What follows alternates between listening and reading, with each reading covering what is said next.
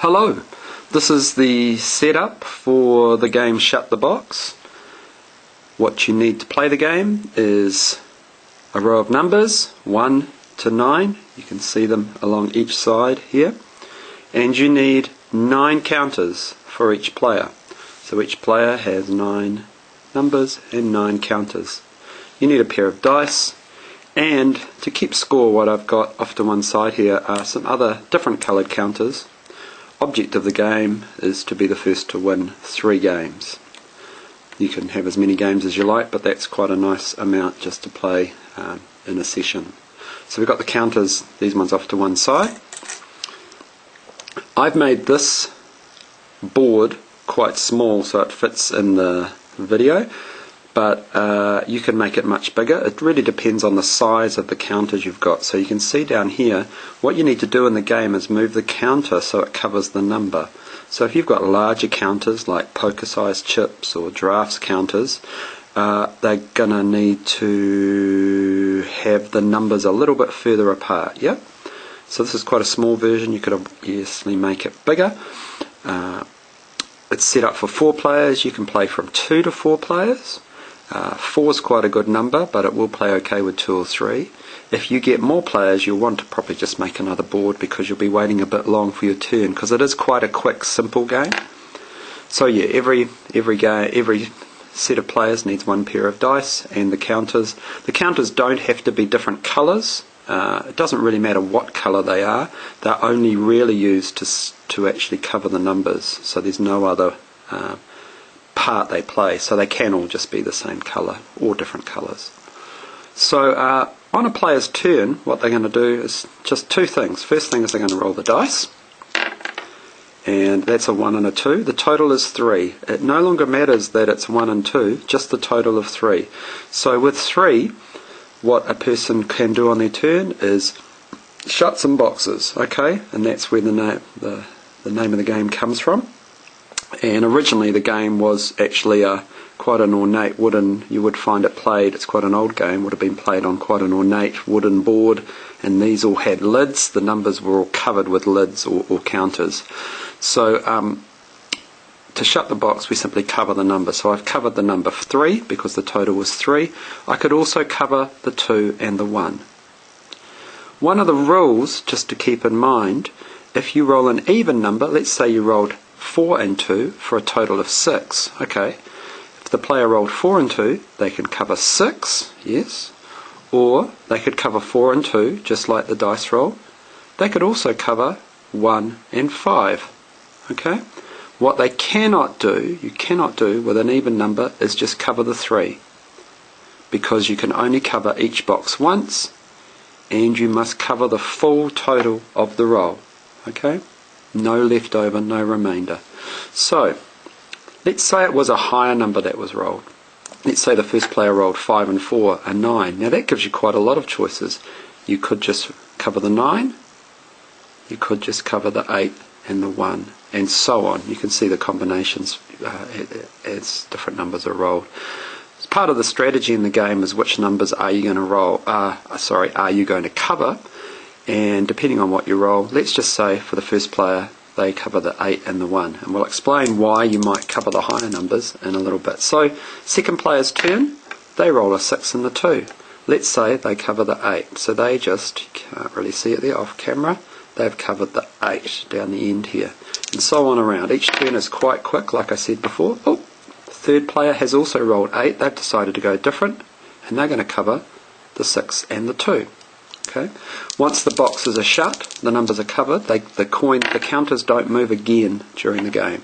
And we got a 5, so down the back end here, this player will cover the number 5. So coming back around, next turn for the first player again is 9. Okay, they're going to cover the 9. And so on we move around the board. Okay, players are gradually covering up numbers, and they're going to cover the 6. And we go further around. That's a 7, so the third player is going to cover their 7. And you can see how it moves quite quickly. I'm going to make the game move quite fast at the moment so you can see what happens at the end of the round. That's a 6, so 6 is still available for the fourth player there. Now we're back to the first player. First player this time's rolled 5. Let's say they cover 5. let's just speed the game on a little bit now and just look at the first player's situation here, okay? Let's say that the 2 and the 3 have also been covered, and all that's left is the 4, the 6 and the 7. Let's say it's been a couple more turns. Let's see what they roll this time. Now this time they rolled 4. Now that was lucky, okay? Now they cover the 4. They can't cover the 6 or the 7, but they can cover the 4, okay? Now let's go round again and let's assume it's the first player's turn again. What do they roll this time? Oh, very lucky. They rolled a 6. Okay, so they can still keep covering. Let's say on this turn they'd actually rolled 8. Okay? All that's left remaining is 6 and 7. They cannot shut any more boxes, cover any more numbers. So their turn is finished. Other players can keep rolling. Okay? They are out of the round though. And their final score for this round is 13. The sum of the numbers left uncovered. Other players might keep rolling, and let's just say other players rolled, had a little more luck. Let's just look. Rolled, rolled, rolled. So let's see what we've got left. Okay, so we've got 1, 2 and 5 here for a score of 8. We've got 1, 4 and 9 over here for a score of 14. And 1, 2 and 4 over the back row here for a score of 7. So the low score wins. Okay, when every player has gone out, the low score of the remaining numbers for each player, the lowest one will win. So we would give the fourth player in that case 1 counter. If 2 players were tied, I guess you could just give them a counter each. Yeah, and what you do then is start again, uncover all the numbers, and play another round. And first to 3 counters, 3 wins the game.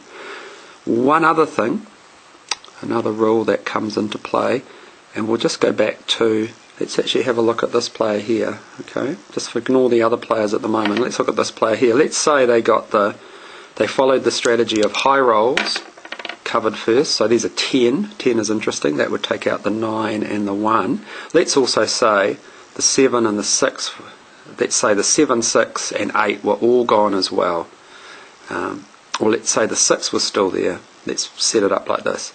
Okay, now the higher numbers have gone, and the 6, 5, 2 and 3 are left. In this situation, the player can choose to roll 1 dice. Okay, so they roll 1 dice, and now you can see they've got, oh, but that was a rather unlucky throw. They rolled the 1, which is already covered. They would actually go out. But if they're rolling 1 dice, they roll the 3, then they simply use the total of that 1 dice and cover the 3. Yeah. So if you at any time choose to go down to 1 dice for whatever reason, and when you get to this situation you really have to go down to 1 dice, but if you go down to 1 dice earlier, you can always on your next turn go back to 2 if you want to. But really once you get down to the low numbers only left, you go to 1 dice. And so there's an interesting sort of strategy, simple strategy progression as the game goes on. Which numbers do I cover? Some people have gone out already. What's their score? I just have to go lower than that. So I think with children, as you're playing it, they'll start to see ways where they can make choices to help them do better at the end of the game. And that's it. That's Shut the Box. Simple, straightforward rules, easy to set up, just those numbers 1 to 9 and a good bunch of counters, and a simple way to keep score, whether it's with chips or whatever you've got, pen and paper, anything at all. And that's Shut the Box. Hope you give it a go.